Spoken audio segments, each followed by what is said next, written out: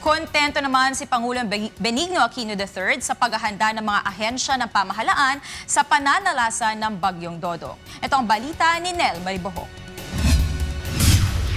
Kahit naman po nasa ibayong dagat tayo, todo bantay pa rin tayo sa mga pangyayari sa Pilipinas. Halimbawa na po, nito ang pagpasok ng Bagyong Dodong sa Philippine Area of Responsibility, maging ang pagsumpong ng Mount Bulusan.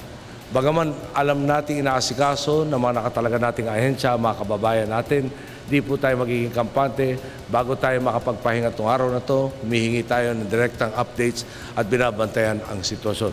Nakita ni Pangulong Benigno Aquino III ang mabilis na pagkilos ng National Disaster Risk Reduction and Management Council o NDRRMC, local government units at iba pang ahensya ng pamahalaan upang matiyak ang kaligtasan ng mga mamamayan na mga nakatira sa mga lugar kung saan nanalasa ang Bagyong Dodong.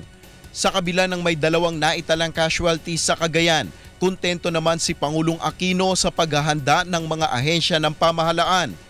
Ayon kay Presidential Spokesman Edwin Lacerda, bagamat ninanasa ng Administrasyong Aquino ang zero casualty, ang napapanahong paghahanda na iniatas ng Pangulo sa mga ahensya tulad ng DSWD, DPWH at NDRRMC ay nagresulta naman ng maliit na pinsalang idinulot ng bagyo. Sinabi rin ng Malacanang na kahit nasa Amerika at 3-day state visit ang Pangulo sa Canada, tinutukan ng Pangulo ang sitwasyon sa bansa hanggang sa makauwi kaninang madaling araw.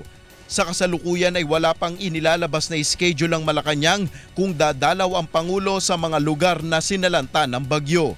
Nel Maribojo, UNTV News Worldwide.